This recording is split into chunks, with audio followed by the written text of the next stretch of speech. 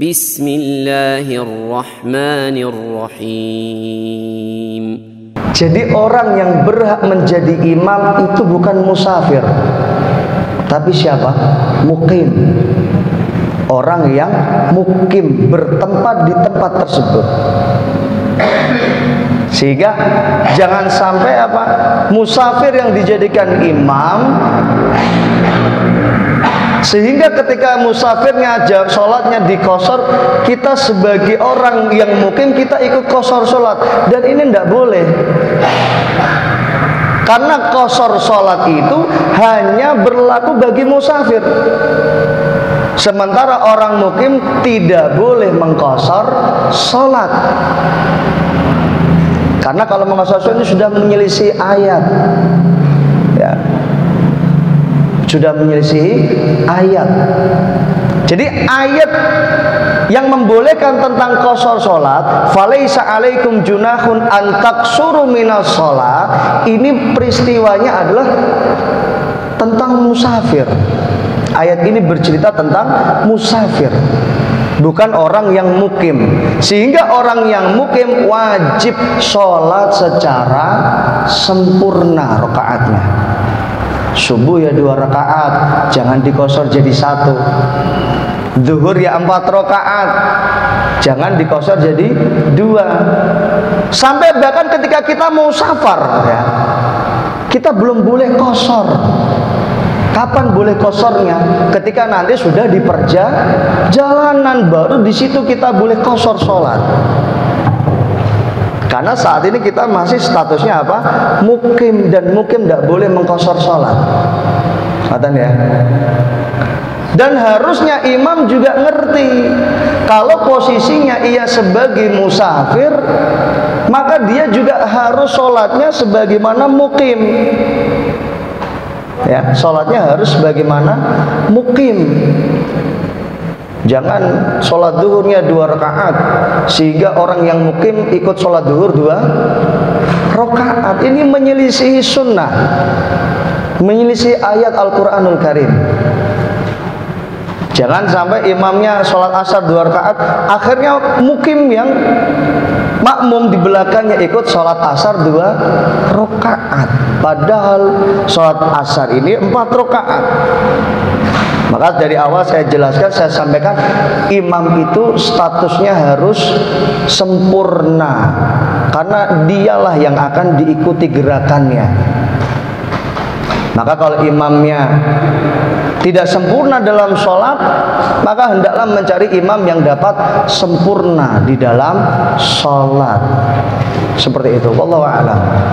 Jadi gitu Pak Ayah. Jadi qasar sholat itu hanya boleh dikerjakan bagi musafir. Adapun mukim tetap harus menyempurnakan sholat. Misal ustadz ini sudah terlanjur jadi imam, bagaimana solusinya? Ya kan? Bagaimana solusinya? Ya solusinya kita nambah 2 rakaat. Kita nambah 2 rakaat karena kita mukim. Ya, kita bukan musafir, dan tidak boleh kita mengqasar sholat karena statusnya mukim, bukan musafir. Ada skala prioritas yang dijadikan imam. 1, aqdamuhum hijrah, orang yang paling awal hijrah. Ya kan, di samping orang yang paling banyak hafalan Qur'annya, orang yang paling banyak, yang paling lama hijrahnya, artinya yang sudah lama di tempat itu yang menjadi prioritas, menjadi imam. Ya, kemudian juga orang yang faqih, yang faham dengan urusan ibadah, urusan syariat, terutama dalam masalah fikih jamaah. Nah, ini musafir nggak masuk dalam kriteria imamnya mukim, karena memang idealnya yang berhak menjadi imam itu ya orang yang mukim, bukan musafir. Kalaupun musafir terpaksa yang menjadi imam, maka mukim harus tetap sempurna di dalam rakaatnya, karena tidak boleh mengqasar bagi mukim. Wallahu ta'ala alam. Dan patokan safar ini adalah selama kita belum kembali ke tempat tinggal kita.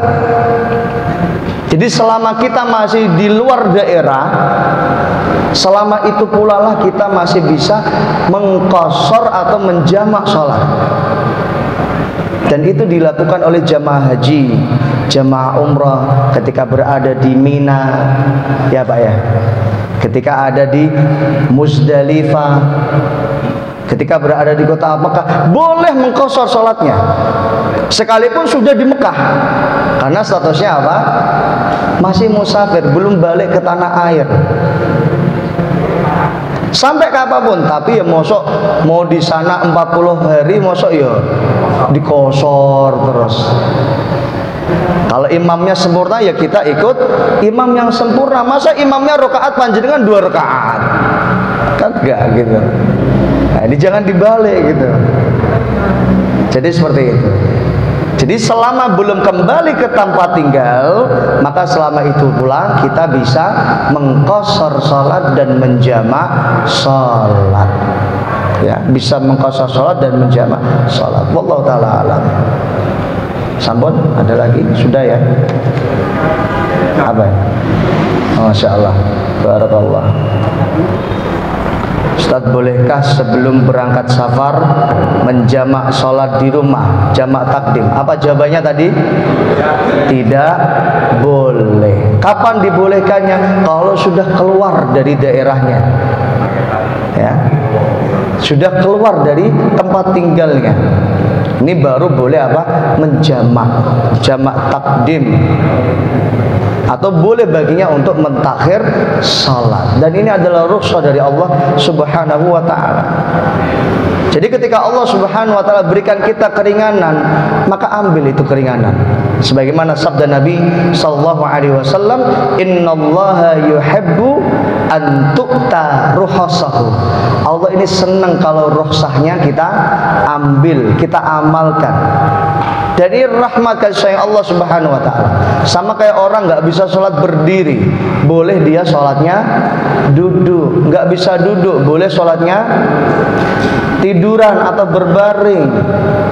Ya, tiduran atau berbaring. Bahkan dalam tafsir surat Al-Baqarah ayat 238 209, ya.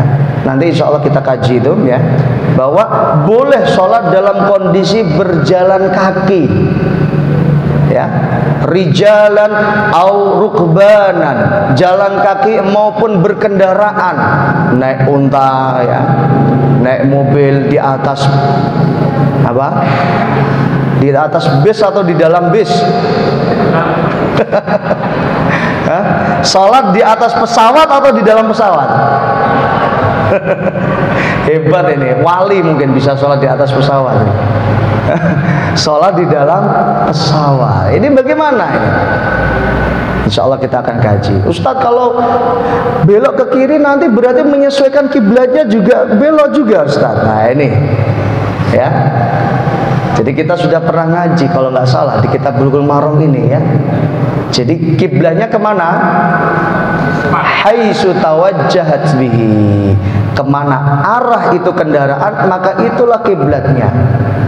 Sebagian ulama, ya, mengatakan salah satu ikhtiarnya adalah pastikan ketika kita mau takbir, di saat takbir itulah kita menghadap kiblat. Adapun nanti setelah itu mau belok kiri, mau belok kanan, tidak masalah. Fa inna ma takunu fa thamma wajhullah. Nah ini, saya kira ini jemaah kajian kita pada malam hari ini. Mudah-mudahan apa yang kita kaji menjadi ilmu yang manfaat, yang barokah, yang bisa kita amalkan dalam kehidupan kita hari-hari kita, bermanfaat untuk diri kita, keluarga kita, dan untuk seluruh kaum muslimin. Allahumma anfa'na bima 'allamtana wa 'allimna ma yanfa'una wa zidna ilman. Allahumma inna nas'aluka ilman nafi'an wa rizqan thayyiban wa 'amalan mutaqabbala. Rabbi ighfir lana wa li walidayna walidayna warhamhuma kama rabbayana shighara. Rabbana atina fid dunya hasanah wa fil akhirati hasanah wa qina adzabannar. Wa sallallahu ala nabiyyina Muhammadin wa ala alihi wa sahbihi wa sallam walhamdulillahi rabbil alamin. Mari kita akhiri dengan doa kafaratul majlis. Subhanakallahumma bihamdika asyhadu an la ilaha illa anta astaghfiruka wa atubu ilaik. Yang benar datangnya dari Allah, yang salah datangnya dari setan dan dari kejahilan saya. Jika ada pendapat yang benar dan saya yang salah, maka saya siap rujuk pada pendapat yang benar. Terima kasih. Assalamualaikum warahmatullahi wabarakatuh.